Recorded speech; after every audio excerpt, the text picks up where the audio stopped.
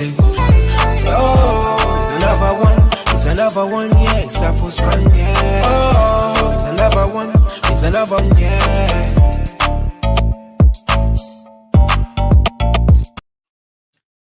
This is Neutral, and this is Hard Talk. Welcome, welcome, welcome. Tonight we have a gathering that will be making history amongst Twitter. We'll be bringing the 4 biggest Twitter accounts out there from the UK and from the US to discuss tonight's hashtag Hard Talk USA show. First and foremost, I wish to thank our sponsors, D-Rock Apparel. Check out the catalogue online and you'll see that the superstars of today's boxers and of past and present are wearing them. And of course, UK Twitterers. Take advantage of the 40% discount, iBoxingHub 24, and enjoy. Great stuff. I want to thank everyone who's going to come in tonight, but first and foremost, I've got to pay special welcome to Remy, aka Buxaplenty at Twitter. There he is, the rising star of US spaces. He's had them a lot. Shakur, Haney, Bill Haney, Devin Haney, and he's got to go places. And yeah, tune in, like and subscribe to everybody who's going to come in and enjoy the experience of the boxing. So, and also on, well, he needs no introduction. UK fans know him well. UK Twitter is. He is the one and only Mr. Ricco. Boxing, No Smoke Sports, in association with us tonight. iBoxingHub, brunch boxing when Matt comes in. Remy's Corner Talks and Neutral, of course. Neutral's Corner Boxing. Now tonight, Ricco, thank you for joining us. Remy, once again, thank you for joining us. Tonight's topics, I'm going to give you about 4 or 5, topics we're going to approach tonight. The viewers need these very, very hard questions because we're just not getting them. And I think the first thing I want to approach you guys is, and I'll come to you first, Ricco, because this is what we're seeing from a UK perspective, right? We got this April 20th, Devin Haney, Ryan Garcia, New York, Barclays Centre. The question for you is, on the UK side of the pond, has Ryan Garcia gone too far? I think he went too far. First of all, I want to say big up to everybody in the space right now. Big up to the king of spaces, Mr. Remy. Truly exceptional, truly superb, and a brilliant display picture just there. I didn't know you looked like that, Remy. Absolutely crushing shit.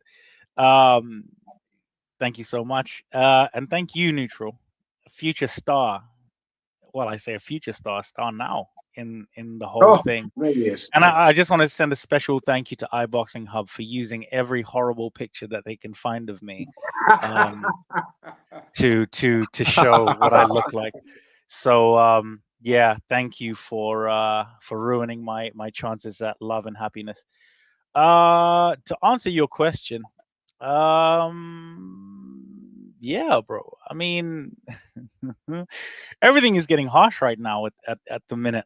Nooch, it's. What do you think about it first, and then I'll go. I want to hear what you have to say. Yeah, I think you're waiting for me to probably see the obvious here, right?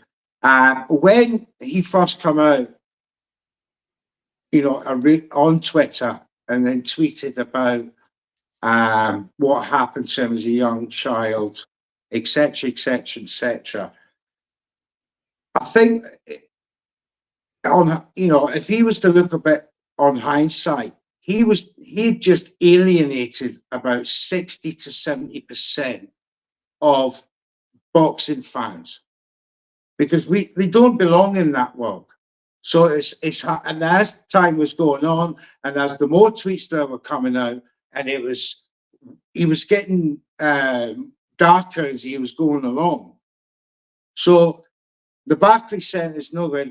It's not even I don't even think it's a fifth sold out right now. They've had to drop the prices 3 times. Remy, can you testify to that? Well, I think it's a multitude of things that play with the ticket sales. It's as simple as they were overpriced. I don't think it's a knock to Devin or Ryan. I think it's more so a thing of like it's in the Barclays Center. It's not Vegas. You can't. It's if I'm not mistaken, I've seen people say that the Tank Davis Rolly Romero fight in the Barclays, that some of the ticket prices for Haney Garcia were almost double and triple those. So like it's really those details more than Devin and Haney not generating the interest, because I believe Ryan's probably definitely pulling at the strings of like the maybe 14 to about 24 to 25 crowd. But with the older crowd, people are looking at it more hypercritical. So I think up until recently, everybody was like wondering whether the fight was going to happen or not. But I think now people are kind of settled into like it's going to happen. And with the price drops, I think this is a good thing. Like, so maybe, you get some last minute trickle in and the fight does a decent number. Hopefully we get some bigger fights off this. A good moment there, auspicious moment. We have Branch Boxing, aka Matt, MVO, Twitter extraordinaire, a master of all things. How are you doing, sir? I am a jack of all things, master of none, but I definitely appreciate. That's a goddamn lie. That's a goddamn lie. Do not listen to this intro. Matt, you can't come. There's no time to be modest, Matt. No time to be modest. You're one of the nicest guys on Twitter. You're very accommodating to everybody that comes onto your spaces, and you have a very engaged audience. So I'm delighted you've joined us tonight for this talk. And obviously, we'll have a bonus conversation later, won't we, Matt?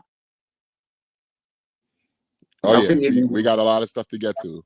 We certainly do. So you joined ourselves talking about the first topic.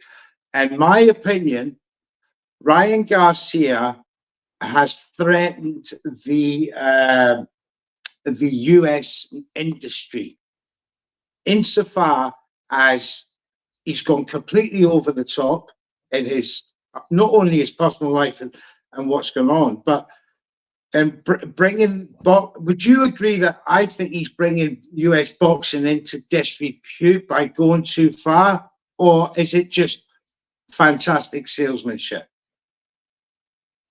I think you are overestimating the reach and the market share that Ryan Garcia has in the U.S. boxing market. He's bringing disrepute to himself. The U.S. boxing market will be just fine with or without Ryan Garcia. Let's be very clear and honest about it. This is Ryan Garcia's first pay-per-view fight without Tank Davis. Okay, he's only done one, and that was with Tank. So we don't even know what kind of pay-per-view draw Ryan Garcia is. We know about his ticket sales.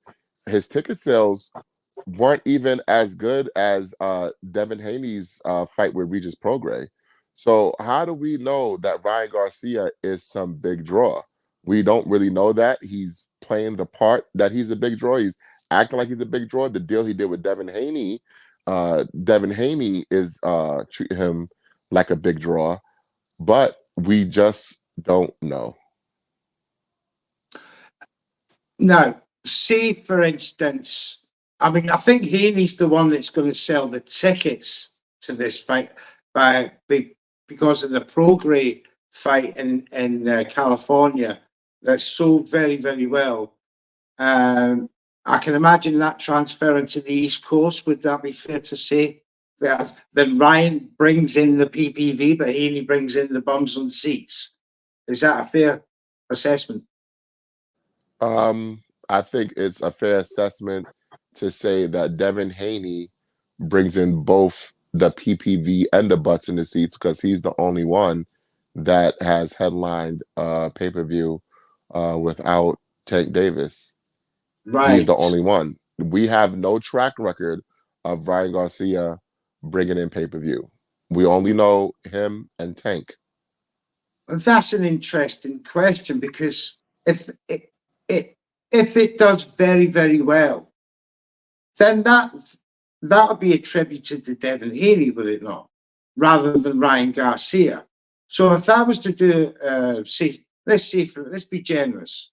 Let's see, we give them 700,000 buys. Now, would that be down to Devin Haney, or would that be down to Ryan Garcia because he's got a track record of bringing high PPV? I think then you can say Ryan Garcia has finally arrived as a pay-per-view attraction.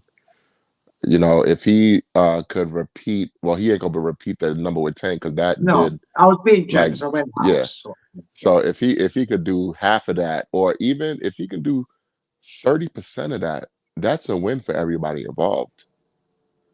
Like, really, if they're being honest, they should be shooting for 275,000, 300,000 tops. Now they'll talk a big game like this is 500,000, 700,000, 1 million pay-per-view buys, but the numbers just don't reflect that that's what they're going to do. Right. The zone of obviously come in and reduce the price to, I think, is it $70, rather than, Tank was commanding at $75, and then the Ryan Garcia fight at $90, I believe it was. Would that attract more value for the fight in terms of PPV, or is it still a case that we just don't know yet, because we don't know either boxer will bring 50-50? And interestingly enough, the PPV split that they're going to have between each other probably will affect the numbers involved. So I would imagine Ryan Garcia bringing in actually more PPV buys, probably 60-40 as against Devin Haney. But you're saying Haney would bring more. What does Garcia have to have another fight to prove that he's a PPV star, or can we say, right, it's down to both of them? I think if his last fight against Oscar Duarte was on pay-per-view, as much as we don't look at that as a pay-per-view fight, that would have gave us an idea on what Ryan Garcia could draw on his own. Yeah, because you're gonna, and bringing Remy into this bit now, because you're a big advocate of Devin Haney. I come to the point where if this fight does well, it does 700,000 buys minimum. Ryan Garcia, as you know well, beyond that Twitter saying that was all me, and he's going to have a hell of a support, and he's going to have a hell of a a response to the hardcore like yous. They're going to say, well, hold on a wee minute, that's not how it is. And that's the only thing that we're going to have to, we're going to have to be up for that, Remy. What do you say? I think that if that does, you're saying basically, what if it goes as well as it possibly can, or around that? Yeah, if it does 700,000 buys, Ryan Garcia, as you know damn well, is going to take the credit for it, and you know that well too, Matt. But he's going to have such a platform going into his next fight. Ricco, can you see where I'm going with that? Yeah, I think that would segue him into getting a third big fight at some point. But the thing about it is, Ryan will have to rededicate himself to boxing, or appear at least for it to be the case. So he'd have to get in with a more game opponent, or at least go on a string of victories of beating people we at least remotely think are worth the fuck. And then maybe he can parlay himself into, say, down the line fighting a Shakur or Tio or something like that. But honestly, I feel like if it does great numbers, no matter what, if Devin wins, which I'm almost positive he will, if Devin wins, then all the credit goes to Devin. He won. It won't even matter especially if it's a dominating win. If it's a dominating win, Devin Starr is definitely gonna shoot up for sure. Now, just to close off that topic and what you're saying there, Remy, that's absolutely true. If he does win, Devin, he'll move on, and he will then have took a portion or a greater portion of that audience with him into his next fight. You know, Remy, where do you see him go after this fight? You know, and we'll take it as gospel that he's going to win. Well, there's two options on the table. I think DAZN is doing a fucking amazing job of putting together pieces around 140. What they're doing great at a lot of weights, but between 140 and 147, they're really making it to where they're gonna have a lot of money fights to make. So he has that. He has that the Matias matchup somewhere. He could maybe get Sandor somehow, like, you know, maybe some lucky way the zone wins a purse bid or something, but go into that fight however you can, maybe do a one-off with Top Rank. But what I'm thinking is more likely is he's going to take a 2-fight deal with Top Rank really quick, because him fighting Matias soon doesn't really line up. So I think he might go fight Sandor, then fight Teofimo Lopez. And Bob's talking about it. I just seen a recent interview from Bob Arum, so he's on Fight Hub TV.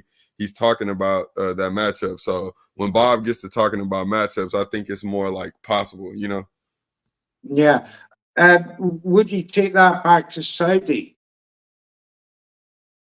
Ricco. That would be interesting. That would be very interesting. Was that question for me? If in fact it's for both of you, because you obviously want to get both sides of the pond's view on that. So Remy, you know, if you answer that question first. I really think that's an interesting factor at play for sure. I think Saudi is looking to get in the Devin Haney business for sure. For sure, they've said it. I've heard Bill say it. I've heard Devin say it.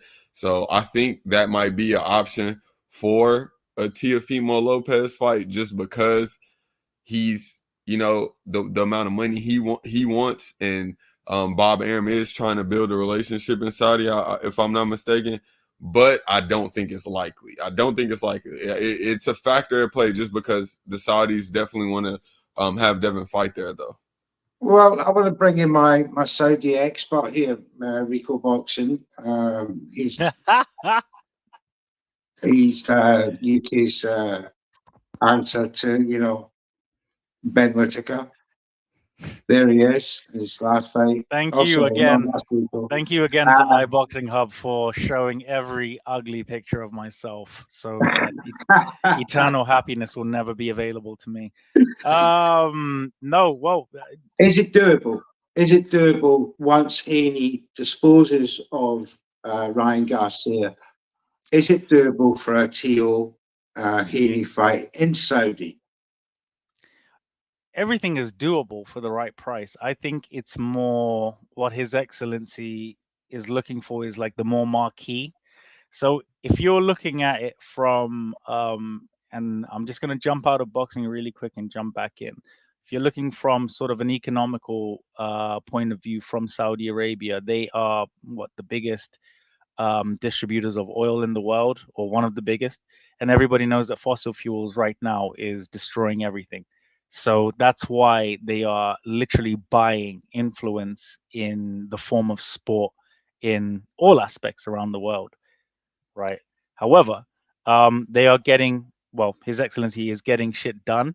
I think that fight would be, Devin fighting in Saudi would be more viable for an undisputed title, whether it's at 140 or 147. I believe that Eddie would probably want him to go out, fight Teo, and come back and fight Matias, or whichever champion that he'll have at 140, or if he goes away, fights Bob's fighters, or fights Teo or whatever, or Sandor Martin, 2 fights over at Tom Frank. That's like a year, 3/4 of a year. Comes back to DAZN and fights whoever Eddie has to offer, whether it's at 140 or straight for 147 pounder. So right now, I believe that Edward is playing every type of game of 3D chess that you can imagine. Eddie wanted to sign Boots for 5 years, and he did. Eddie said that Devin would go away, beat Kambosos, and come back because I believe that's the type of relationship that he has with fighters. You asked me a question there in terms of, is Ryan crossed the line? I don't think that there's any such thing.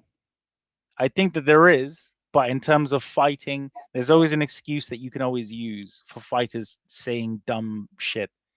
So Ryan said, I've been on Ryan Spaces, and obviously Matt, Rem, we've been on his spaces, and we've heard this kid say absolutely diabolical things. It's not stopped him. It's not stopped the fight. It's not, No. it's like you said, neutral. He's just trying to sell the fight, which he's doing. The tickets are. The funny thing about DAZN shows over the pond, and obviously I'd like the both of you to correct me if I am wrong, is that ticket sales seems to be at least 2 times or 3 times higher than your average. When AJ went over there and fought at Madison Square Garden, those tickets were like 3-4 times any Wilder fight at that time. So it's I think that Ryan is successfully selling this fight. I don't think he's going to win at all. However, But the Barclays Center is virtually still unsold, mate. I like I said, I don't know. If I'm wrong, please come and tell me whatever like that. But I did, like I said, I've not said it as if to be confirmed by a proper source or by anything, but I had a little go online, I had a little check, and I did see Ryan saying that, all it's so you can get your tickets while it like the kid is actually genuinely trying, and he's sale, Ben, isn't it? It's but, a fire but, sale. but Steve, he's actively selling this fight. Devin doesn't do that, which is somewhat of an annoyance. Remy. But I understand from Devin's aspect as the fighter, you pay your promoter to do that shit for you. However, there is sort of a maybe 5 to 10% responsibility on the fighter, like we've seen with Crawford and his popularity coming up, that Bob always encouraged him to try and go on social media, and Bob always said to him, do this or do that, blah, blah, blah. And obviously Crawford is a gym rat. So, like you said, strengths, weaknesses. However, we can always say that a fighter can take it too far. Mike Tyson said he was going to eat Lennox Lewis's children. No one really said anything back then. I'm not going to say anything back now. Nobody said anything back then because Lennox Lewis didn't have any children at the time, which was a bit of an odd thing for Mike to say. Now, well, hashtag no Diddy. Let's go back to the prospect of Devin Haney fighting in Saudi Arabia. And I want to bring Matt into this now, because what ramifications will that have on the US, not only the fans, but the industry, where that fight should be in the US? Which fight are we talking about?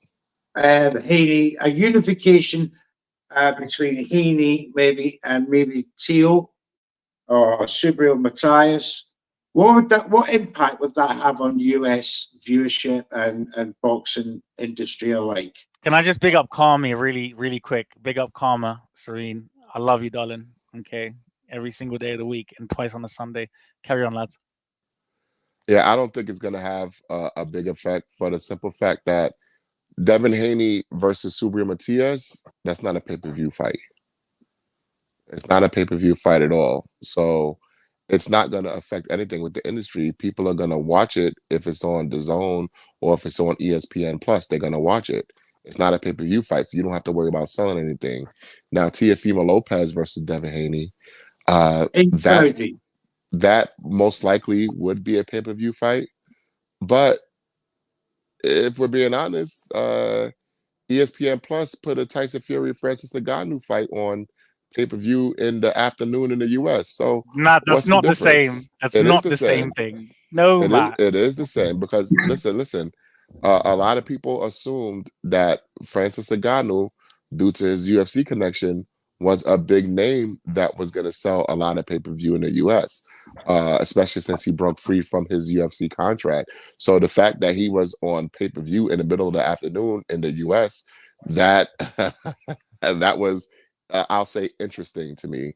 You know, I thought that was bad business, if we're being honest. So Matt, would you agree that probably the reason why Tank would never fight in Saudi is because of that reason, the time zone? Who says Tank would ever fight in Saudi?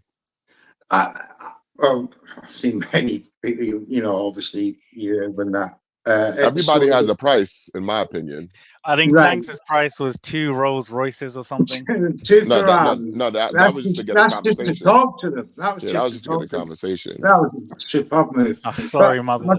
My question is, what would you say to the US viewership or the fans, especially that you engage with, who would demand such a fight in the US and not Saudi, and wouldn't buy the fight out, you know, because of that fact? I don't think anyone's gonna not buy the fight because it's in Saudi Arabia. I think what people will more be upset at is that they can't physically go to the fight. That's really the thing that we talk about when we talk about the Saudi market. We're talking about gate revenue. We're not really talking about pay-per-view sales, because all the big banger pay-per-view guys, they're gonna be on in prime time in the US. And I don't know if you guys noticed, but it seems that the guy in Saudi, I can't pronounce his name. I'll just call him Turkey Al Sheikh. I'll call him Turkey. Okay. Yeah. Very American.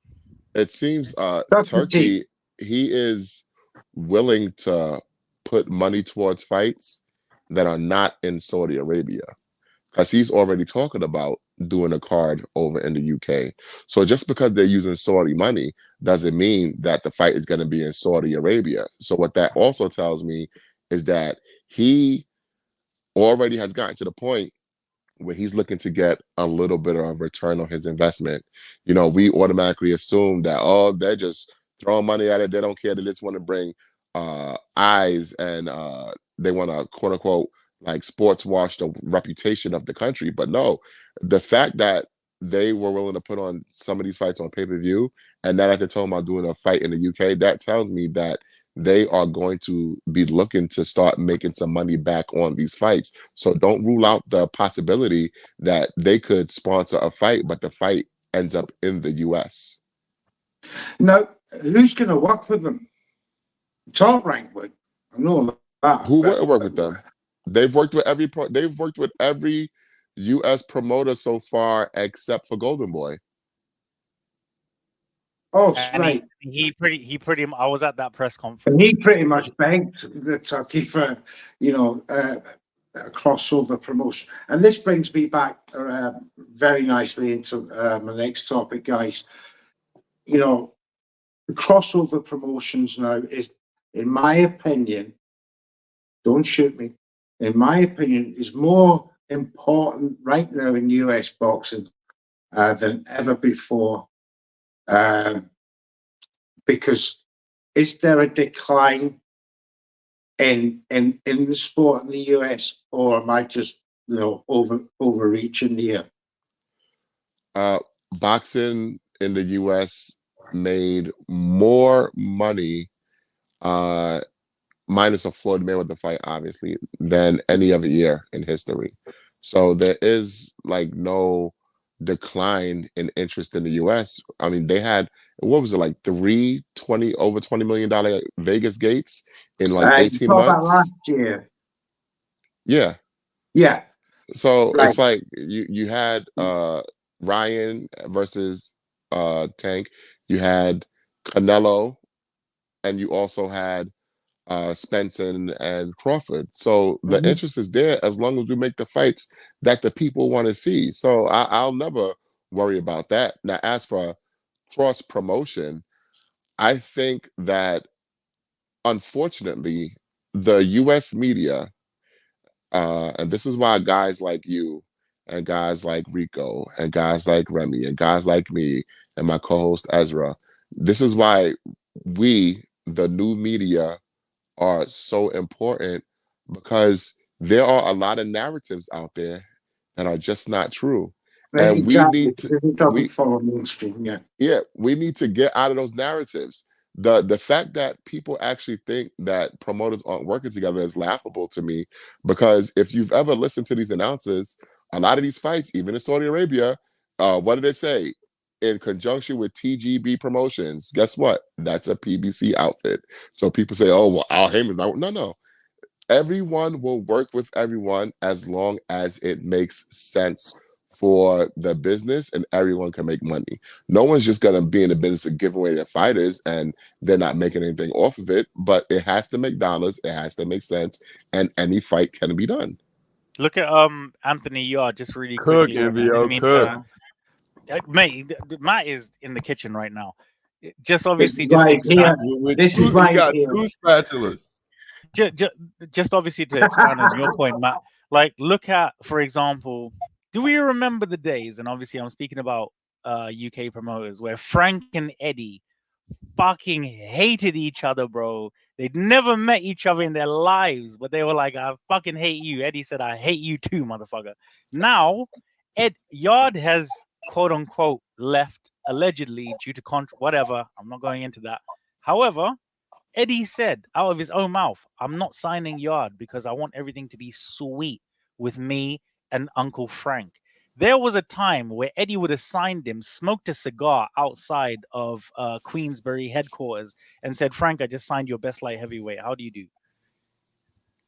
Well, that's changed a lot. Well, because of the money on the line. Now, I don't know if you guys noticed about me, but I used to be an admin for a very large UK boxing group on Facebook for many years. So I'm very well versed in the UK boxing scene. With Frank and Eddie, when you say Shout out to promoters, Uncle Frank. Shout out to yeah, Uncle Frank. Matt, Uncle Frank, Matt, I've said this on Spaces. I respect my Uncle Frank so much. He's the 50 Cent of UK boxing promotion. He was shot and still came back and is still delivering for us today. I'd like to shout out to Uncle Terry Frank. Marsh. But not many people will know what Matt's talking about. Oh my god! Wait, can we delete? Hey, all right, say no more. But it's funny though, because I remember, especially in the group I was admin in, it used to be basically, I used to call them Matchroom FC because it reminded me of a football club. Hey, who knows about Ned's Boxing Emporium? Y'all know about that too? My man's is the admin for there too. I was in that group too. Shout out to Virtuoso who mentioned that. I was in Ned's and I was also an admin in Boxing Updates. But we won't get into that right now. So yeah, I used to call them Matchroom FC. They used to call Frank Old Fish Eyes. They used to hate Frank Warren. No, wait, Matt. I think you might have started the trend. That's still Ricco. Matt just said the guy's name. Matt just said, "Are we just gonna skip? Are we just gonna skip this?" Okay, yeah, carry on. Sorry, my bad. Oh, that's a great moment for you, Matt. You called the name and he has arrived. Please give the viewers a big welcome to your sidekick and your man, Ezra. Can you guys hear me? Loud and clear. Oh, okay. All right. Yeah, what's up, Ezra? All right. I got about 5 to 10 minutes here. I really do got 5-10 minutes. You guys want to give me a subject? I can talk on it real quick, but that's all I got. I'm very happy that you recalled my sidekick though. That is awesome. Yeah, I let that go just because of how much of a hurry I am. I let that go. I've never ever heard. Hey, Matt, I swear I knew you was loving that shit, Matt. I've never ever heard anybody in any, whether it's UK, America, pull the sentence that Matt just said just then. Yeah. So I just like to pick up my guy Matt, man. Fucking hell. So, just for Ezra there, we were talking about the Saudi impact on potential big fights that should be held in the USA. you know, do you fear if certain fights that should be held in the US going to Saudi Arabia, thus denying US fans actually turning up to the event?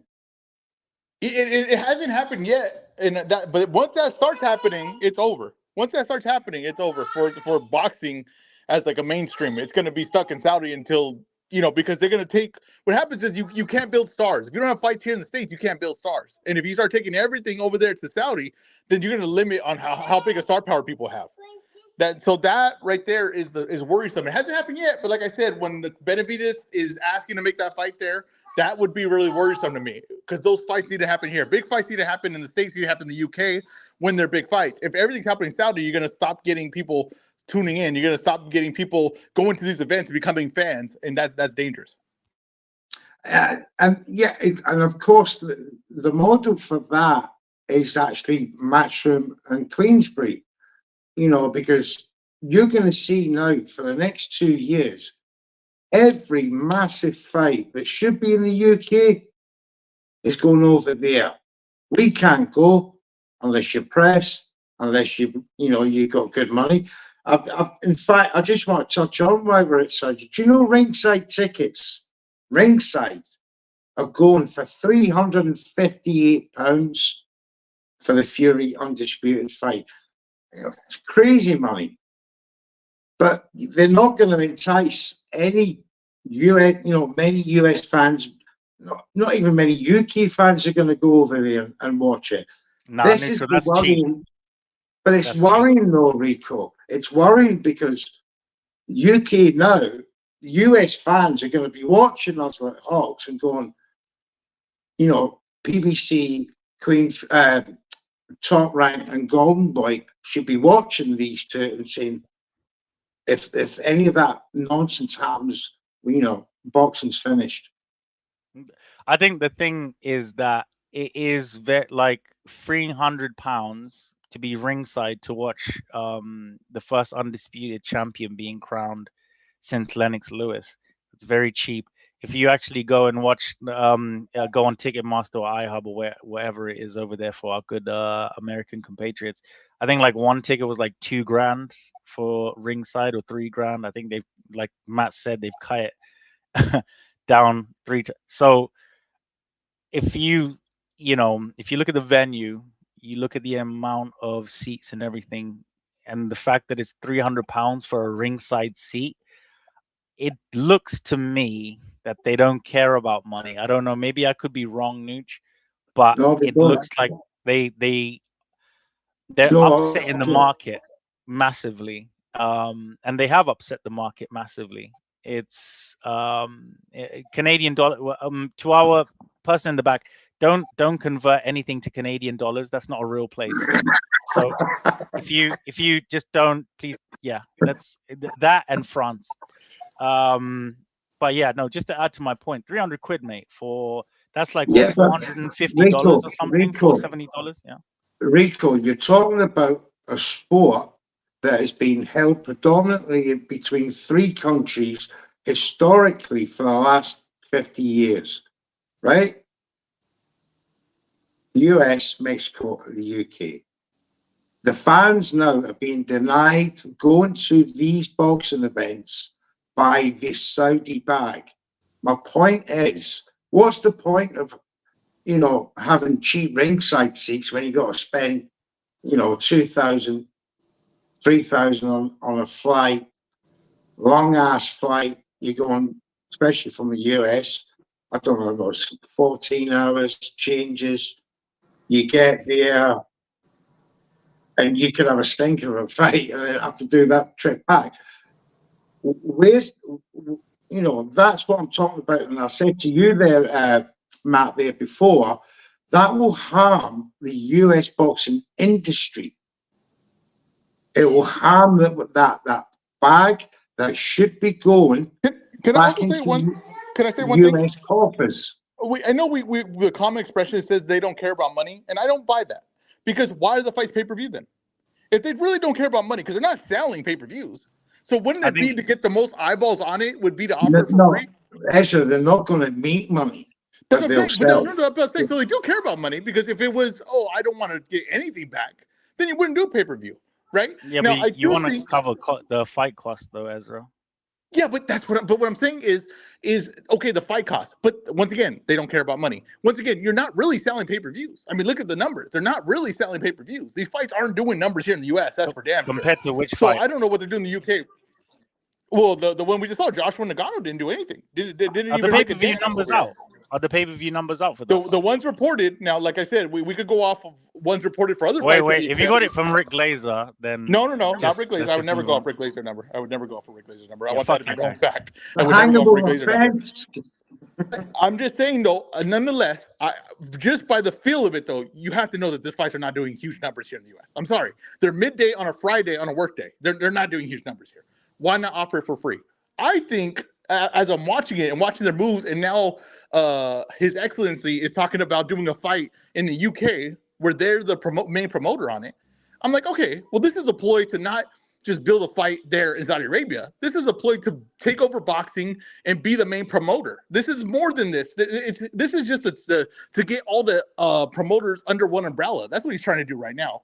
Paying big numbers. I think it's about time. I'm happy that shit's happening.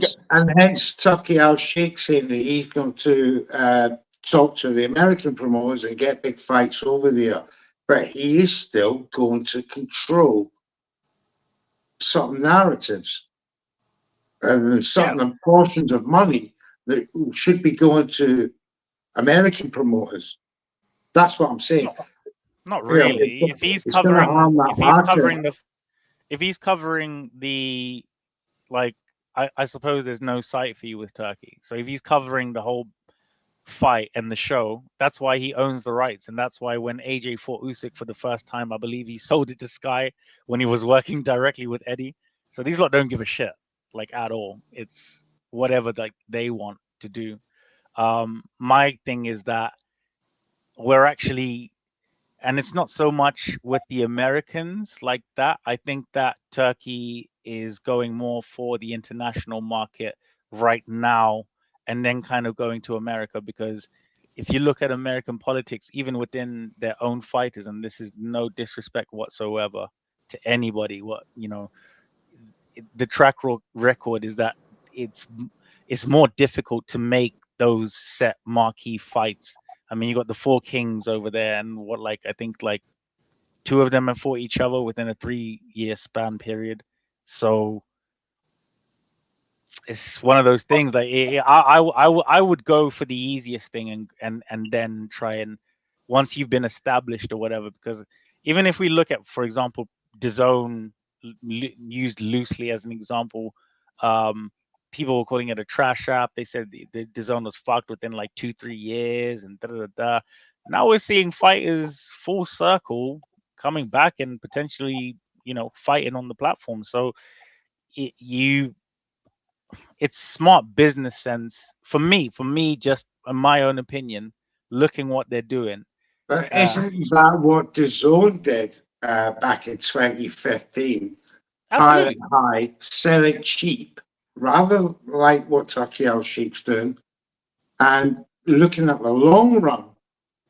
Yeah, but so that's what I'm saying though. If you're saying, okay, the money, it works, right? If money is no option, then of course you can't compete with it, right? If money's no option, they could buy all the prospects at a way higher dollar than any other promoter could do, because they're not going to make any money off them, and they don't care. The other promoters need to make money. So if money's no option, then yes, this could work. But if money, I believe, is the main point of their doing this, I don't think anyone really gets into anything to burn money. I think their point is, let's try to make an attempt to take over boxing. That's not a new idea. Many people have tried it. And if they are trying to do that, this is going to be short-lived, because they're not going to invade the U.S. market. I'm sorry. So here's the thing, Go ahead. Not to cut you off. I think it's the UK market that's in danger, not the US market. And personally, I think and me and Ezra, we did a movers and shakers list, okay? And Eddie Hearn wasn't on my list, but there was one guy on my list, and that was Ben Shalom. Because no way. To me, hold on, listen, Ben Shalom to me, and this is why you guys should support him. He right now is one of the most important figures in UK boxing for the simple fact that he embraces these domestic fights. He's Eddie Hearn in 2016. Okay. 16. He is the one that's embracing putting on these big fights for you guys.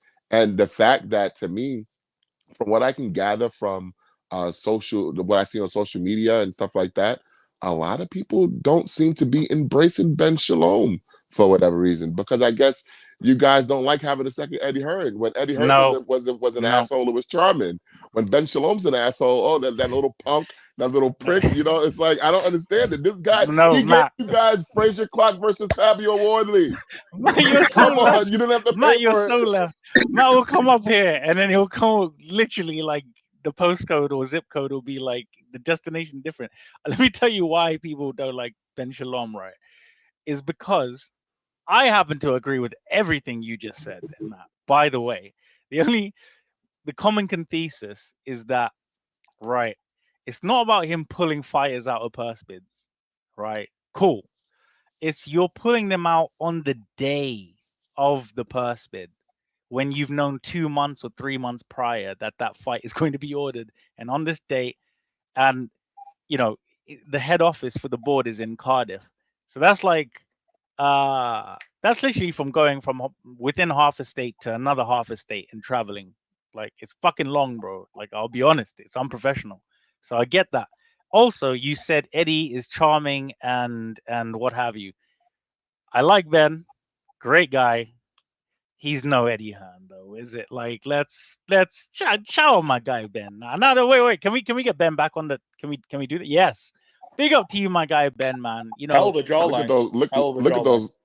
Yeah, look at that jawline. Look at those lines. Matt, Hell of a let's. jawline. Come on, What a fucking specimen out here. Could carve Listen. a statue with that Oh jawline. my God. But I do want to also say this though, is whenever basically with Matchroom and basically with Top Rank at this point now, they're done trying to do pay-per-views. I mean, they're basically done trying to build a pay-per-view star. They're just saying, I could build you up and we could get some good Saudi money for a big fight. Even when Boots was signed, they were saying they do have that Saudi money. We can do something in Saudi, right? They're basically becoming a feeder system to the Saudi thing. When that happens, when you get free money like that, when you have a thing like that, it slows you down, doesn't make you as hungry. What Ben Shalom is doing is he's doing it still in the market where it's tough to do. So Exactly. there's a point there. But when you're still doing it in the market, you're still trying to figure out the market. And this is the same thing with the PBC, right? Is that they're the only one trying to figure out this pay-per-view system for boxing in the US. They're the only one trying to build stars. There is a thing of getting weak for free money. Bro, they've been trying to figure out that. Somebody have a Reba. Yeah, I don't know who that is. Someone at the bad. Let's all go on one at a time. If we're on mute, no one's talking. Hello? Is someone... Hello? That's Nico. Right. That's you, Rico. Right, I'm having problems. It's the Is it second... Ezra? It is Ezra. I knew it was Ezra, bro. I'm on mute. Right. Ezra's having problems at the All right, moment. I'll back out. We'll come back to... Is this better? It was. We'll come back No, it's to not. head. No, it's not. Wow, it was you, MVO.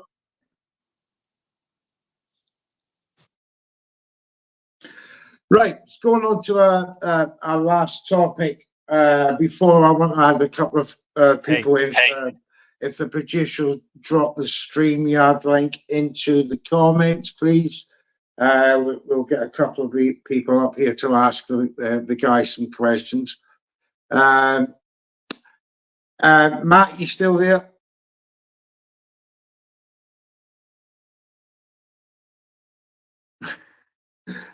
Testing.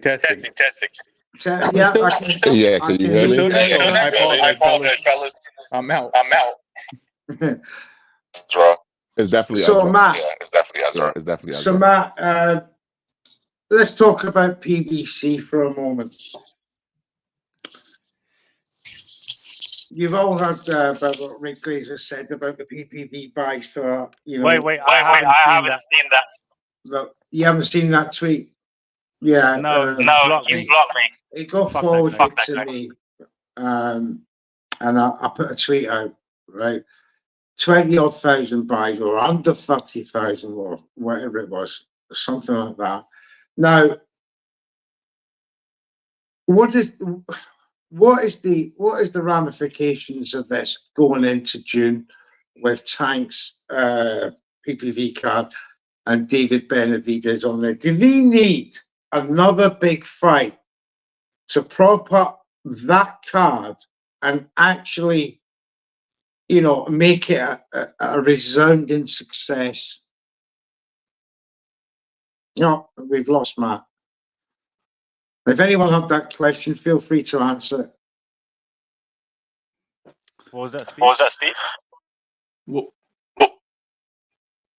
so do you think? What I said was, they've just had a horrific launch in terms of PPV. The production, as far as it was great, putting people bums on seats, etc., etc. It didn't sell out, but it was good enough, right? But the PPV, Amazon Prime have given them a platform, and with certain guarantees, I would imagine,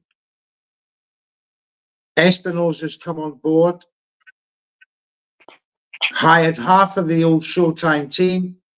They've, put a lot of money into this, and we've had reports of 30,000 PPV buys at $75, right? June plus is Tank. Question to you, US fans and your hardcore Twitterers, is it now more scrutiny going to be on the June card for BBC than ever before?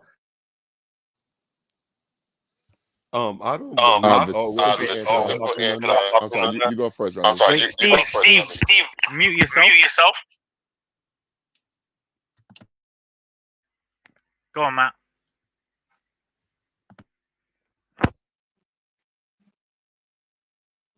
Matt, you can go ahead. It's safe.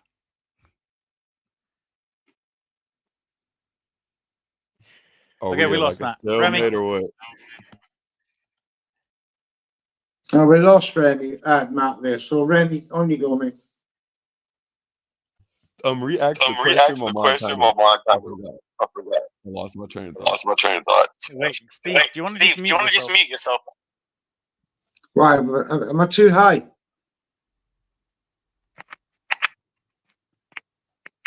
Do you remember the question, Rico? Vividly. I think it was actually no. All right, everyone mute themselves. Go on, Nooch. Oh, does PBC have pressure for the June card? Okay, yeah, I just thought about it. Yep, does PB have pressure? So actually, Neutral, I feel like for the most part there was a really, really good response to that card. Not before, but after it happened, of course, the hindsight, people were really down on it. But after the fights, it was a pretty fire card. There were a lot of good fights. There were some good knockouts, really meaningful fights. And I think that now people are kind of anticipating the June card more than anything to see, how the event's going to go. It's going to be in Houston too, more than likely. I'm almost positive it's going to be in Houston. So all I got to do is, take a small, short trip. Y'all know I live in a suburb of Houston called Katy. So it's going to be really, and everybody's talking about it already. People that I know for sure do not care about boxing like that. They're talking about it. A lot of my following is talking about it. So I think it's going to do really well here as far as numbers goes at the gate. So I think it'll prove to be a pretty good, PBC's events are never the issue at hand, so I think most people understand that. Except the detractors, of course. No, contrary to popular belief, for a long time, it's like I hate the PBC or anything. Like Remy, you know me. Everybody who knows me know I love boxing. That's what I love. I love everybody as long as you're doing a good job, right? I think that that particular card, Amazon's sort of debut on that, I think they did very well, man. I think the fights were actually really good, top to bottom. Except for my guy Rolly Romero. You know, hopefully we get that rematch in. Shout out to Cuba. But yeah, you know, there's always going to be pressure on a new broadcaster bringing fights for, you know, a promotional company like PBC. PBC will always be under scrutiny forever. That's just my personal opinion.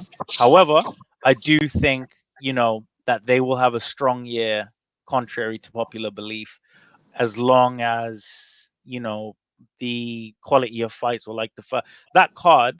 I think if you had Thurman on that card, it would have. I don't think it would have hit the same way than it did, because top to bottom, watching each fight back, it they it was one of the best cards of, you know, that month, in my opinion.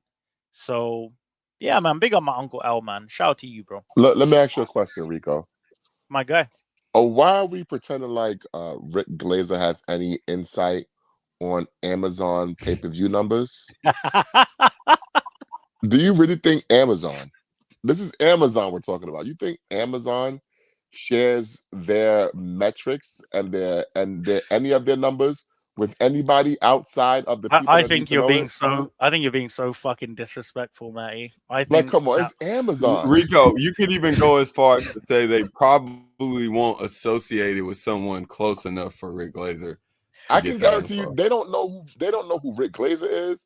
They don't know who his entertainment attorney, who he claims gets his numbers is. They don't know these people. This is Amazon we're talking about. This is not just a regular pay-per-view streamer where you have all these leaks. They don't know who the boxing people are inside of Amazon. They have no relationship to them at all.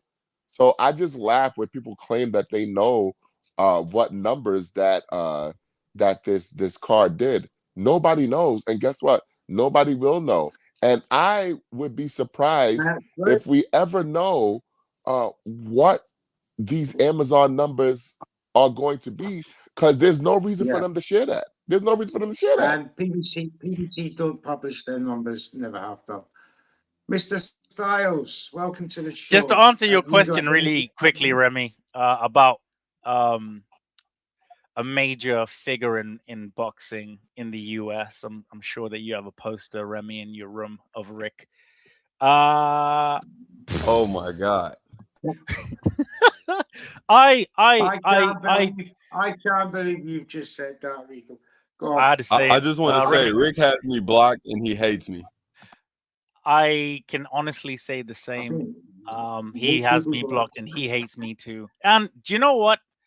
Equally, I think I hate him too. And that's okay, because there's no amount of hate or no amount of anything that will produce proper figures that he releases. Right. So Okay. to answer your question, Matthew, it's massively hidden, mostly miss. But Rick don't really know shit about Amazon, bro. He's not chilling with Jeff Bezos in the ozone layer outside of Earth. So Matt, you're absolutely right. Yeah, I agree with you completely. More of that story, take no bloody notice of Rick Glazer. As I say, Mr. Styles, thank you for coming on. Yeah, Thank you for having me. You've been hearing what you've heard so far. Is anything you want to add to, you know, what the good people here have been saying? Yeah.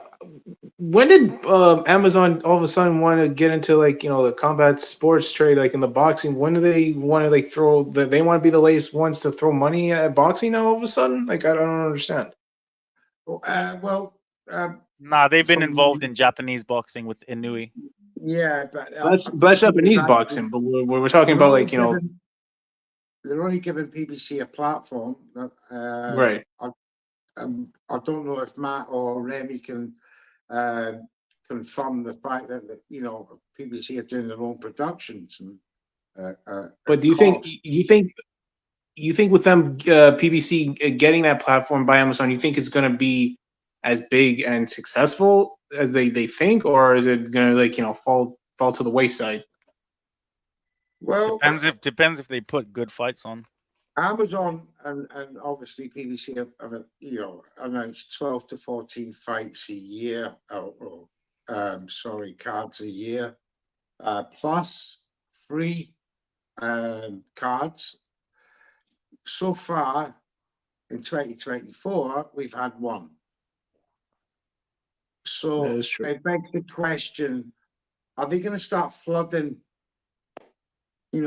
every month putting on cards, or were they just overreaching, overhyping, and overestimating what it could be done with BBC in 2024?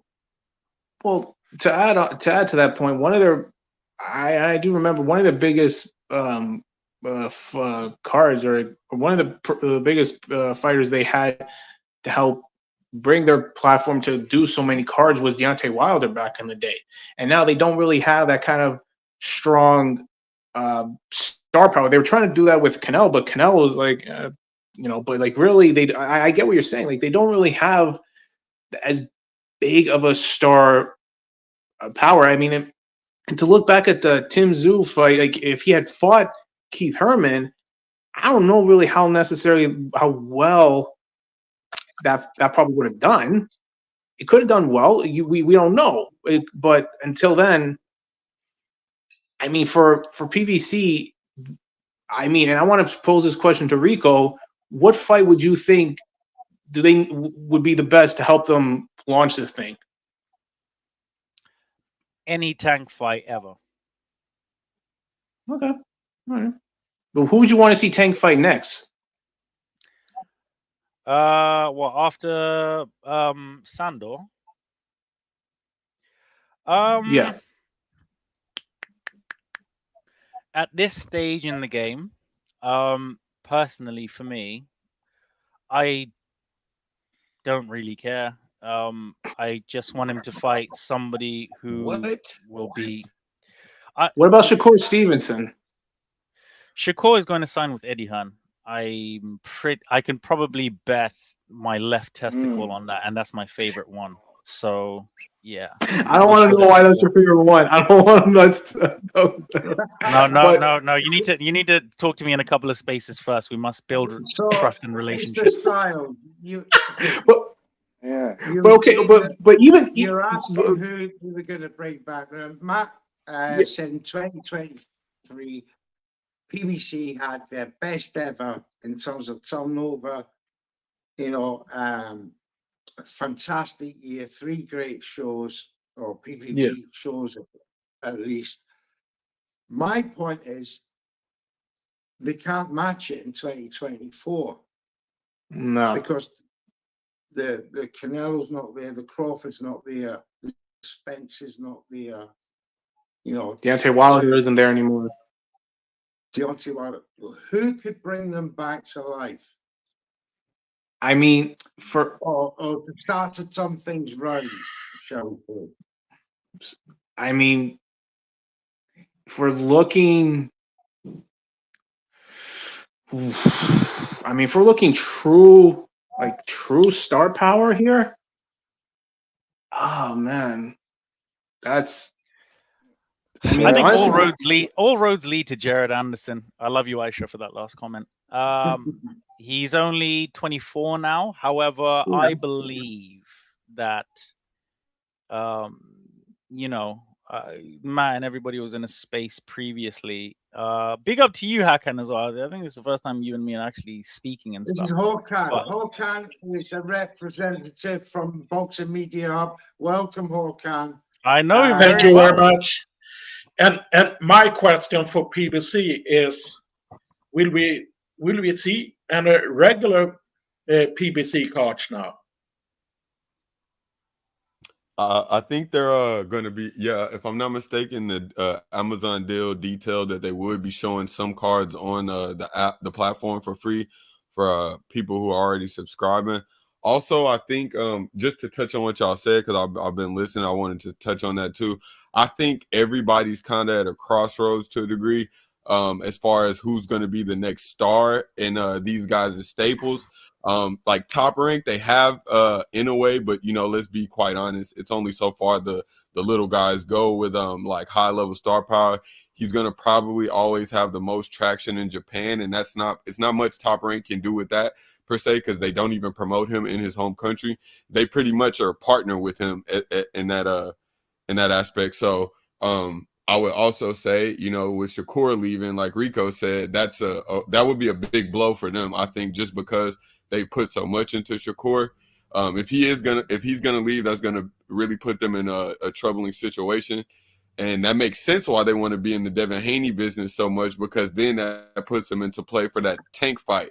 So they can represent Devin Haney in the Tank negotiations possibly. So I think that might be something that might be in the works, and you know, some we could get down the line too. But mainly I think everybody's at that crossroads, Rico, where they're trying to figure out who's going to be the next crop.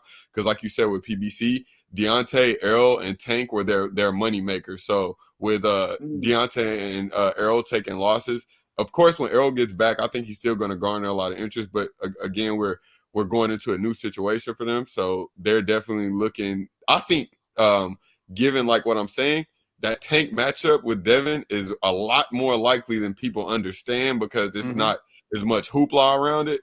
But I think all sides are going to need to make that bag, so I think that's a very possible thing. I think Remy, you sorry Stevie, I just want to say this real quick. Please, guys, there was a very, very big and incredible interview that was done on Remy's Boxing Talks. Now, I've put this up. No, that's Matt. Yeah, sorry, we've got a new guy in production.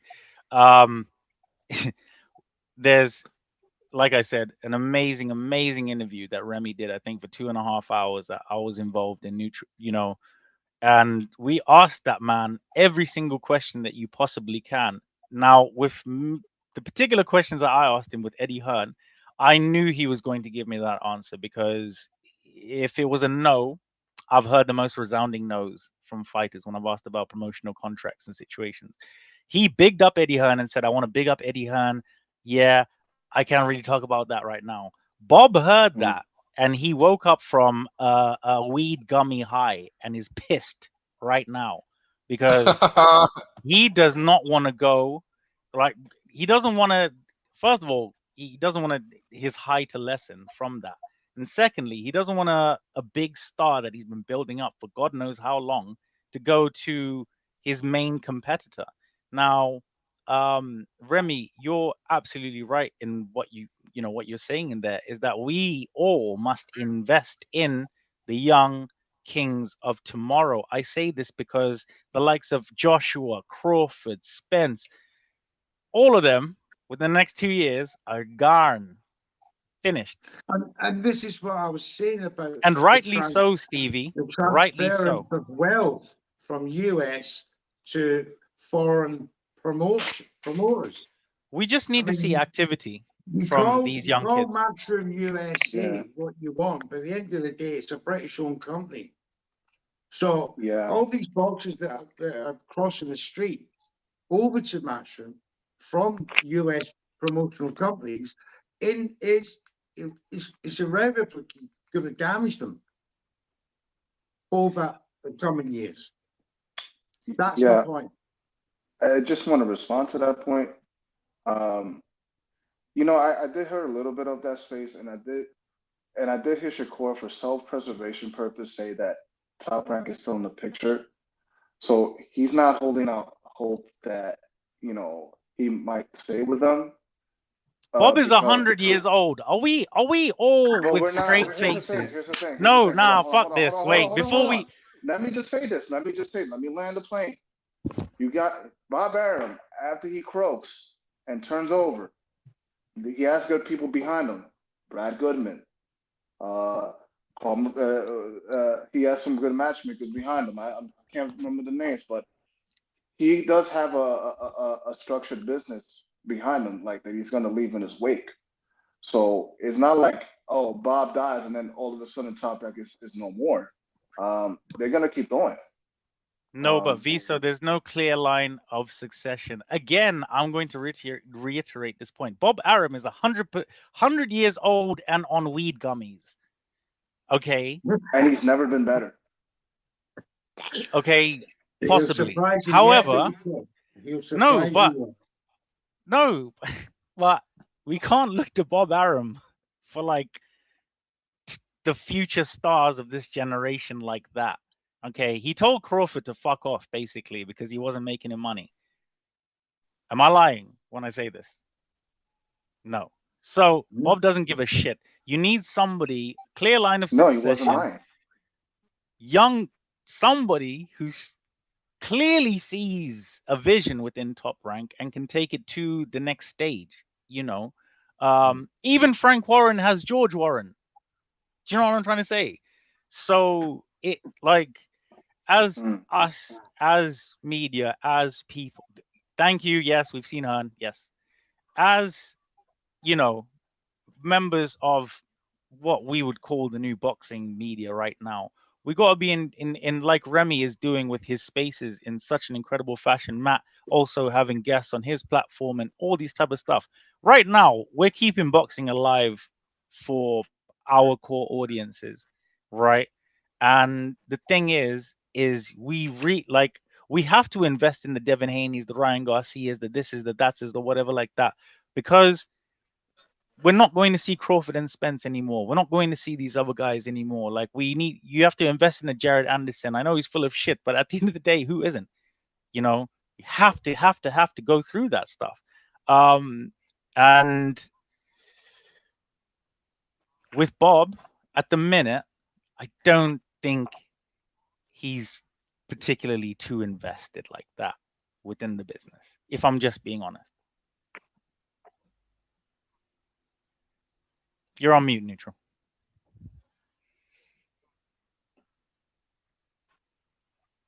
You're on mute. Sorry, I want to bring in Håkan. From a European perspective, you know, looking from the outside then, what fights do you want to go to the USA? You were talking to me about you want to make a trip to the USA, how does it affect you if fights are moved away from the US to say Saudi or Japan, wherever? Yeah, I'm planning to go to the US later this year, and I was at the Taylor Serrano at MSG 2 years ago, and that is the best female fight ever. It's a brilliant fight, an absolutely stupendous fight. Yeah. And I've heard of there are some rumors of that the rematch could happen next. That's true. That's true. Yeah. So that's a fight you go to.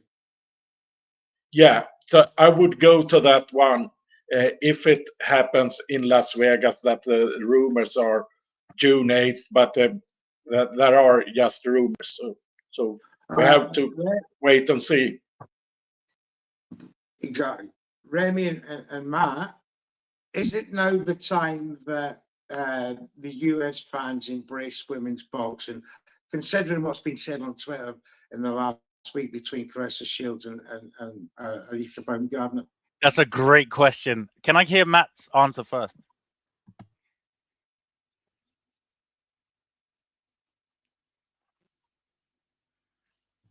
Yo, Matt. Anytime you're ready. I agree. Remy. Well, I actually co-hosted a space with Alicia Baumgartner, and a lot of fans seem to believe that Clarissa's just keeping the same energy. And I want to make it clear, you know, I'm very neutral about their circumstance because they are the hope for American boxing for women for the most part. Them and a couple others, of course, but specifically in the Black American community, they are kind of the staple as far as boxing goes. So I thought it was very beautiful, a very beautiful thing that they were friends, and they're kind of splitting hairs at their market, you know. So with them having issues with each other, they're choosing a lot of people. I mean, they're forcing a lot of people to choose sides. So I think that's sort of a disservice for them individually. but they do have the opportunity to make a big fight between each other if something comes of it. So it's kind of like, I'm kind of, I'm so about it, because part of me wants them, if they are going to fight, for it to be a bit more amicable. But I know that a lot of people like they like the hoopla, they like the ignorance, they like the nonsense. So it might add Remy, to a potential fight. Well, Remy, you're not feeling the Quotes diss tracks? Is that what you're saying? It's funny. It's really funny. I'm not gonna lie, I'm one of those people. I just think it's funny as hell when athletes make music. I don't know I think why. that shit is it's fire. funny to me. I think the Quote is better than Danny Garcia. I think the Quote is better than Ryan Garcia. I think she might be better than every Garcia in existence. She's for sure better than Danny and Ryan at rapping. Mm-hmm. I don't know if she's better than Danny, but she's good. No, but Danny's trash. yeah, we don't need to embrace women's boxing. That's why it's not going to in America. That's why they're going to the UK. And that's fine. They can have that. That's fine. Let that be the UK state of women's boxing. Explain to them why you say this thoroughly, please. Because it's not, all right, let's be honest. It's not that entertaining to the American male public. And even women don't really like it like that. Because let me tell you something. If women loved the women's boxing, it would be more popular, because women are huge consumers of boxing.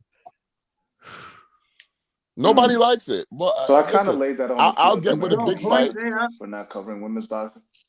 Say that again. I mean, listen. The ratings for the fucking women's basketball tournament, college basketball, gives me hope that women's boxing can grow here. I'm just saying. So what you're saying is that we need an American Midwestern white girl that's good at boxing in order to build boxing in the U.S. Okay. Yeah, because this is a majority white country. Okay. People love the racial angle still. Okay. It ain't happening, I'll tell you Well, that. yeah, with Larry Bird and Magic Johnson, that was at play for sure. Yeah, but Larry Bird was actually good. So shout out to Larry Bird. They're trying to play that angle with Angel Reese and Caitlin Clark. Right. Well, gentlemen, thank you so much for coming on to hashtag Hard Talk to USA tonight. I want to thank each and every single one of you, absolute legends, for joining me on iBoxingHub. This show was sponsored by D-Rock Clothing, Apparel, iBoxingHub 24 for your 40% discount. Legends, the lot of you, thank you so much for coming through, and join us again for Hard Talk. It's been a pleasure. It's another band. All the Muslim calls now, whichever get up. I start my card with a sweet one, please. Someone flicks me a bag, so it's another one.